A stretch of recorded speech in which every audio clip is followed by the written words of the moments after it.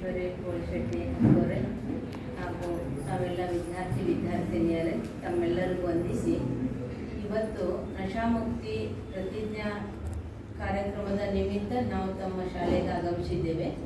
ಈ ಭಾರತ ದೇಶದ ಪ್ರಧಾನಮಂತ್ರಿಯವರಾಗಿರುವಂತಹ ಮೋದಿಜಿಯವರು ಆಗಸ್ಟ್ 2ನೇ ತಾರೀಕಿಗೆ ನಶಾಮುಕ್ತಿ ಒಂದು ಕಾರ್ಯಕ್ರಮಕ್ಕೆ ಚಾಲನೆ ನೀಡಿದರು. ಹಾಗೂ ಪ್ರತಿ ವರ್ಷವೂ ಕೂಡ ನಾವು ಮಹಾಂತ ಸ್ವಾಮೀಜಿಯವರ ಜನ್ಮದಿನವನ್ನು ಆಗಸ್ಟ್ 1ನೇ ತಾರೀಕಿಗೆ ನಶಾಮುಕ್ತಿ ದಿನ ಅಂತ ಆಚರಣೆ ಮಾಡ್ತೀವಿ. ಅದರಂತೆ ಬ್ರಹ್ಮಕುಮಾರಿ ಈಶ್ವರೀಯ ವಿಶ್ವವಿದ್ಯಾಲಯದಿಂದಲೂ ಕೂಡ ಆಗಸ್ಟ್ 6ನೇ ತಾರೀಕಿನಿಂದ ಸೆಪ್ಟೆಂಬರ್ 4ನೇ ತಾರೀಕಿನವರೆಗೆ 10 ಕೋಟಿ ಜನರಿಂದ ಪ್ರತಿಜ್ಞೆ ಮಾಡಿಸುವಂತಹ ಕಾರ್ಯಕ್ರಮವನ್ನು ಹಾಕ್ಕೊಂಡಿದ್ದೀವಿ. ತಮ್ಗೆ ವಿಚಾರ ಬರ್ಬೋದು, ನಾವಂತೂ ವಿದ್ಯಾರ್ಥಿಗಳಿದ್ದೀವಿ, ನಮಗೂ ಈ ಕಾರ್ಯಕ್ರಮಕ್ಕೂ ಏನು ಸಂಬಂಧ ಅಂತ. ಇವತ್ತು ನಾವು ಸಮಾಜದಲ್ಲಿ ನೋಡ್ತಿದ್ದೀವಿ, ಈ ನಶೆಗೆ ವಶ ಆಗಿರುವಂತಹ ಜನರಿಂದ ಪರಿವರ್ತನೆ ಆದಿವಿ ಅಂತಂದ್ರೆ ವಿಶ್ವ ತನ್ನಿಂದಾನೇ ಏನಾಗ್ತದೆ, ಪರಿವರ್ತನೆ ಆಗೇ ಆಗ್ತದೆ. ಆದ್ರಿಂದ ತಮ್ಮಲ್ಲಿ ಕೇಳ್ಕೊಳ್ಳೋದು ಏನು ಅಂತಂದ್ರೆ, ತಾವು ನಶೆಯಿಂದ ದೂರ ಇರುವಂಥವರನ್ನು ಬಿಡಿಸೋದಕ್ಕಾಗಿ ಪ್ರಯತ್ನ ಮಾಡಿ. ಅದರಲ್ಲಿ ತಮ್ಮದಂತೂ ಸೇವೆ ಏನಿದೆ ಅಂತಂದರೆ ಸಮಾಜದಲ್ಲಿ ಎಲ್ಲಕ್ಕಿಂತ ದೊಡ್ಡ ಸೇವೆ. ಈಗ ಎಲ್ಲ ಸೇವೆಗಳು ಮಾಡುವಂಥದ್ದು ಯಾವುದು, ತಮ್ಮ ವೃತ್ತಿಯಿಂದ ಗಳಿಕೆ ಮಾಡಬೇಕು ಅನ್ನುವಂಥ ಲಕ್ಷ್ಯ ಇಟ್ಟುಕೊಂಡು ಮಾಡಿರ್ತಾರೆ, ಅದು ಸರಿ. ತಾವು ಕೂಡ ಜೀವನ ನಿರ್ಮಾಣ ಆಗಬೇಕು ಅಂತಂದರೆ ವೃತ್ತಿ ತಗೊಂಡು ಕಲಿತು ಈ ಒಂದು ಪದವಿ ತಗೊಂಡು ವೃತ್ತಿ ಮಾಡ್ತಾ ಗಳಿಕೆ ಮಾಡುವಂಥದ್ದು ಜೀವನ ನಿರ್ವಹಣೆಗೆ ಅವಶ್ಯಕತೆ ಇದೆ. ಅದ್ರ ಜೊತೆಗೆ ತಮ್ಮ ಭಾವ ಏನಿದೆ ಅಂದರೆ ಸೇವಾ ಭಾವನೆ ಇದೆ. ಸೇವಾ ಭಾವನೆಯಿಂದ ಇವತ್ತು ನಾವು ನೋಡ್ತೀವಿ, ಹಾಸ್ಪಿಟಲ್ ಒಳಗೆ ಡಾಕ್ಟರ್ ಮಾತಾಡ್ಸಿಲ್ಲ ಅಂದ್ರೆ ಅರ್ಜೆಂಟ್ ಒಳಗೆ ಇರ್ತಾರೆ. ನರ್ಸ್ ಇರುವಂಥವ್ರು ಆರಾಮಿದ್ದೀರಿ ಅಜ್ಜಿ, ಆರಾಮಿದ್ದೀರಿ ಅಂತ ಸ್ವಲ್ಪ ಬಂದ ಮೇಲೆ ಕೈ ಆಡಿಸಿ ತಲೆ ಮೇಲೆ ಕೈ ಆಡಿಸಿದ್ರೆ ಎಷ್ಟು ಪ್ರೀತಿ, ಎಷ್ಟು ಖುಷಿ. ಅವ್ರಿಗೆ ಏನು ತೊಂದರೆ ಇರ್ತದಲ್ಲ ಅದನ್ನೇನು ಮಾಡಿಬಿಡ್ತಾರೆ, ಅವರು ಮರ್ತು ಬಿಡ್ತಾರೆ.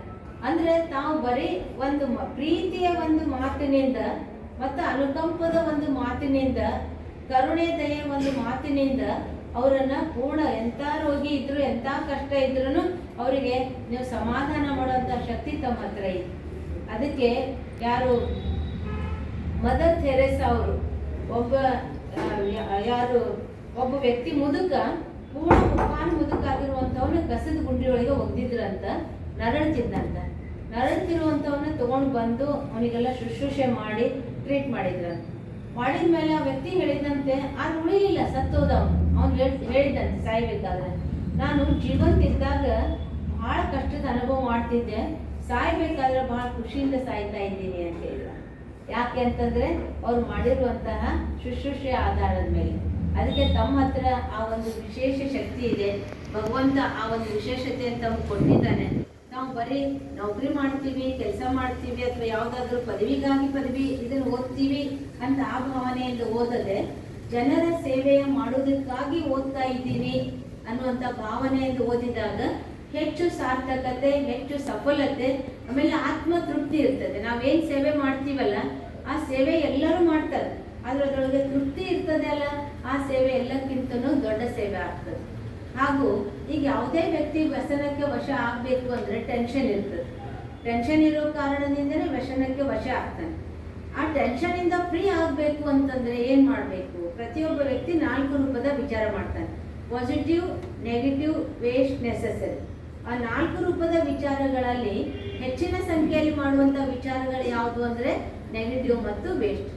ನೆಗೆಟಿವ್ ವೇಸ್ಟ್ ವಿಚಾರ ಮಾಡಿ ಮನಸ್ಸು ಏನಾಗ್ಬಿಟ್ಟದೆ, ವೀಕ್ ಆಗ್ಬಿಟ್ಟದೆ. ವೀಕ್ ಆಗಿರುವಂಥ ಮನಸ್ಸಿಗೆ ಸಣ್ಣ ಪುಟ್ಟ ಮಾತುಗಳು ಏನಾಗ್ತವೆ, ಭಾರ ಆಗ್ತವೆ. ಸಣ್ಣ ಪುಟ್ಟ ಸಮಸ್ಯೆಗಳು, ಸಣ್ಣ ಪುಟ್ಟ ದ್ವಂದ್ವಗಳು.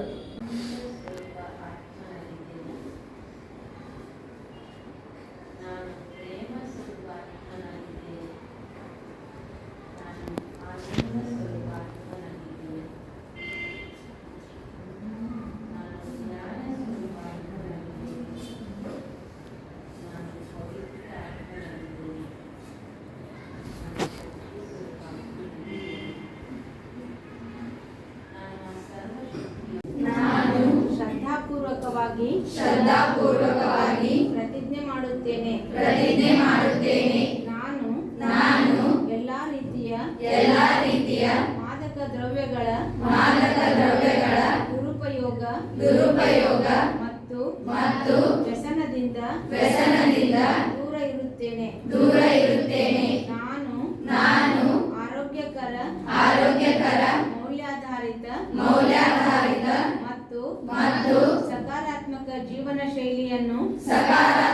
ಜೀವನ ಶೈಲಿಯನ್ನು ಅಳವಡಿಸಿಕೊಳ್ಳಲು ಸದಾ ಪ್ರಯತ್ನಿಸುತ್ತೇನೆ. ನಾನು ನನ್ನ ಕುಟುಂಬ ಸ್ನೇಹಿತರು ಮತ್ತು ಸಮಾಜವು ಮಾದಕ ದ್ರವ್ಯ ಮುಕ್ತ ಜೀವನ ಶೈಲಿಯನ್ನು ಅಳವಡಿಸಿಕೊಳ್ಳಲು ಪ್ರೇರೇಪಿಸುತ್ತೇನೆ.